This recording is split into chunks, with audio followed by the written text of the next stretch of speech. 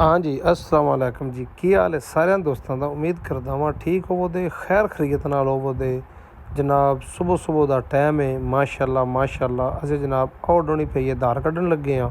सवेरे सवेरे तुहानूं पता है जट्टां दा सिर्फ यही काम हुंदा है, माल नूं पट्ठे पाने, धार कड्ढनी। होर की काम हुंदा है जट्टां दा? सवेरे सवेरे माल डंगर दा ही काम हुंदा है।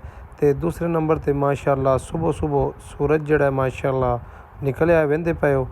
ते जनाब रवै साढ़े नाल है जनाब, बहुत ही अच्छी वीडियो जनाब वेंदे हो जनाब। जनाब एक खिलाफत कोला जनाब, इन्हां दा टीन पैक भी है, छोटी बोतल भी है, 1.5 लीटर कोक स्प्रैट भी उहदे विच, यानी कि लेकिन इहदा नाम खिलाफत कोला है। कोक स्प्रैट के मुकाबले ते बड़ी अच्छी बोतल है, मैं आप पीती है जनाब, एड्डी चसदी है। साढ़े वणी के तार दे विच जनाब ये आम बोतल मिल सकती है, साढ़े पिंड चक्स जादा च मिल सकती है खिलाफत कोला। एक बार पी के जनाब जरूर वेख्या जी। असां जनाब उस तो बाद हाफजाबाद गए, दाल लई 1 प्लेट 2 रोटियां लईआं जनाब, चस नाल खाधी क्योंकि कोई खाण ते शहर चों दिल ही नहीं करदा।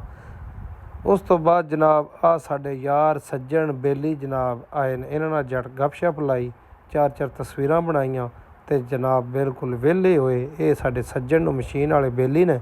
अग्गों जनाब ऑपरेशन कराना सी एक अंगूठे का, वो जनाब असी ऑपरेशन थिएटर जनाब पहुंचे, ऑपरेशन कराया।